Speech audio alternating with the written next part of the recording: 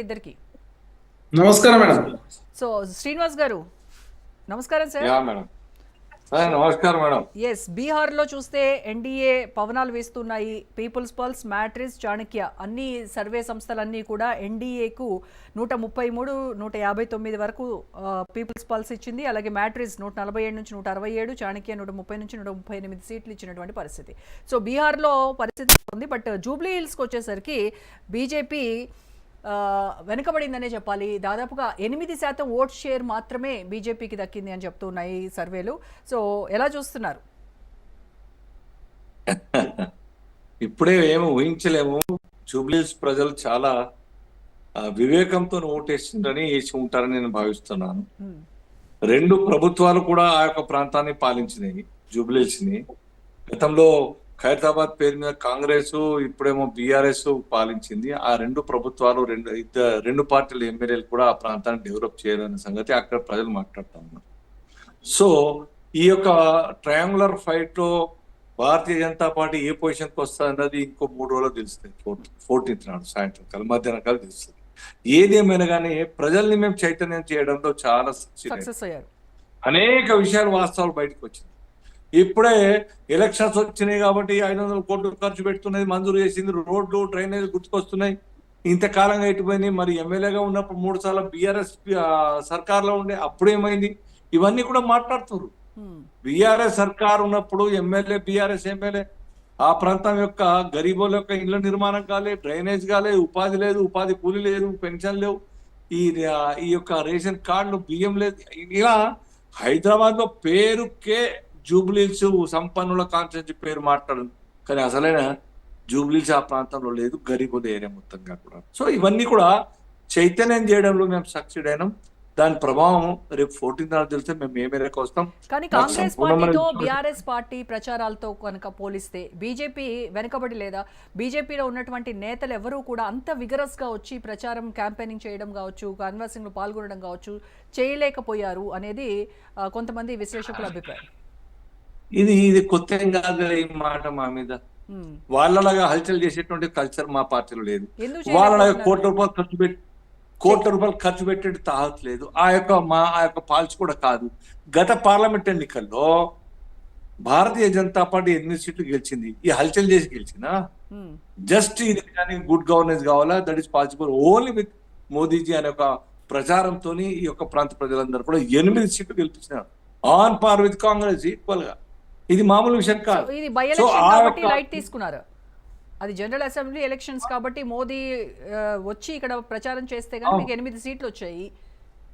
By election కాబట్టి పెద్దగా ఫరక్ పడదు అనేటువంటి ఆలోచనలో మీరు దీన్ని లైట్ తీసుకున్నారా?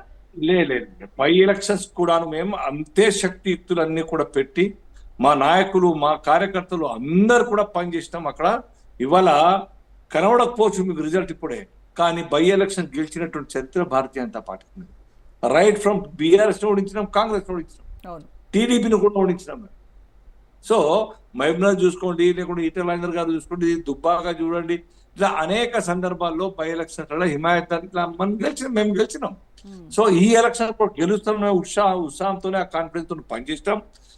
All result lies with people చేతిలో ఉంది, అది చూద్దాం. ఇకపోతే బీహార్ గురించి మీరు చెప్పినట్టుగా అందాజా మొత్తం అందరి యొక్క అంచనాలు బీజేపీ, ఎన్డీఏ డెఫినెట్ గా 150 క్రాస్ అయితే ఒక అంచనా ఉన్నది. ఇది ప్రజలకు అవసరం ఉన్నది.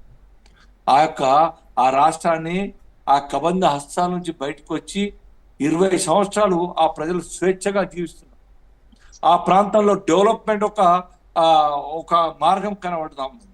ఆ ప్రాంతంలో గుడ్ గవర్నెన్స్ కనబడతా ఉన్నది. లేకుంటే గుండా రాజ్, గరీబీ రాజ్, బీమారు రాజ్, ఈ రకంగా కుటుంబమే పాలించి వేల కోట్ల రూపాయలు మరి దోచుకుని శిక్ష పడ్డది ఎవరికి? అక్కడ శిక్ష పడ్డది సాక్షాత్తు లాలూ ప్రసాద్ యాదవ్ ముఖ్యమంత్రిగా ఉండి, మళ్ళీ వాళ్ళ కొడుకు ఇప్పటికీ వాళ్ళ కుటుంబ సభ్యులందరూ కూడా నా క్రిమినల్ చార్జెస్ ఉన్నాయి వాళ్ళందరి మీద.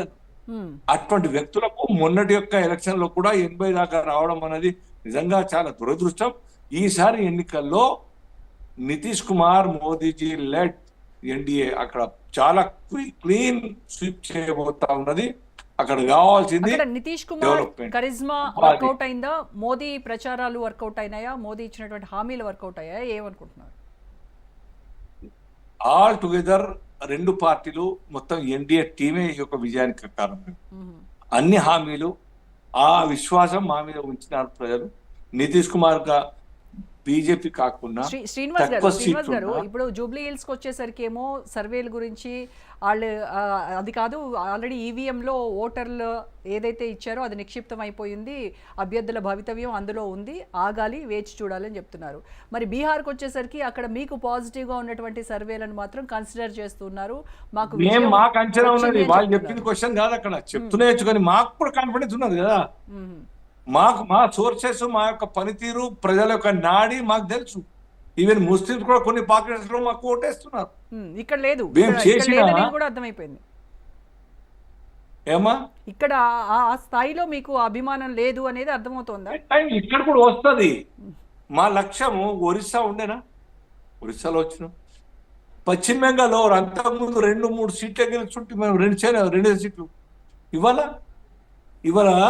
80 సీట్లు, 75 సీట్లు గెలిచాం లాస్ట్ ఎలక్షన్ లో. ఇవాళ అవునన్నా కాదన్నా పశ్చిమ బెంగాల్ బీజేపీ కైవసం చేసుకుంటది. సిమిలర్లీ మా టార్గెట్ ఈసారి రాబోయే ఎన్నికల్లో పశ్చిమ బెంగాల్ అండ్ తెలంగాణ ఇమీడియట్ గా మ్మ్. డెఫినెట్ గా ఈ యొక్క 2 రాష్ట్రాల్లో బీజేపీ రావాల్సిందే.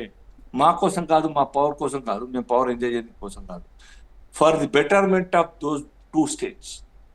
ఆ యొక్క రాష్ట్రాల అభ్యున్నతి లక్ష్యంగా పెట్టుకొని పనిచేస్తున్నాం. ఆ తహత మా యొక్క ప్రయత్నం ఆ ప్రజలు అర్థం చేసుకుంటారు, మాకు ఓటేస్తారు. ఆ విశ్వాసం నాకు ఉంది. చాలా చాలా తేడా ఉంది వేరే పార్టీలకు మాకు. మ్మ్. అవినీతి గురించి మాట్లాడి ప్రజలే సర్టిఫికేట్ ఇస్తారు, డెవలప్మెంట్ గురించి మాట్లాడండి ప్రజలే మాకు సపోర్ట్ ఇస్తారు. లేదా పక్షపాతం, కుటుంబ పాలన, ఇవేమి కూడా మాకు చూపించలేరు కదా మా మీద. ఇప్పటికీ ఇంత అవేర్నెస్ వచ్చిన తర్వాత, చదువు పెరిగిన తర్వాత కూడా ఆ రాష్ట్రంలో ఇంకా యథేచ్ఛగా కుటుంబ పాలన, కుటుంబ పార్టీలు ఉన్నాయి. యూపీలో ములాయం ఫ్యామిలీ, బీహార్లో లాలూ ఫ్యామిలీ, మ్మ్. ఇప్పటికి ఇంకా అనేక రాష్ట్రాల్లో అదే పంతాలు నడుస్తున్నారు. అటువంటి వాళ్లకు చరమగీత పాడరా? మ్మ్. డెఫినెట్ గా గుడ్ బై చెప్పరా? ఆ ప్రజలు చెప్తురు కాబట్టే మాకు 20 రాష్ట్రాల్లో అధికారం ఉన్నది.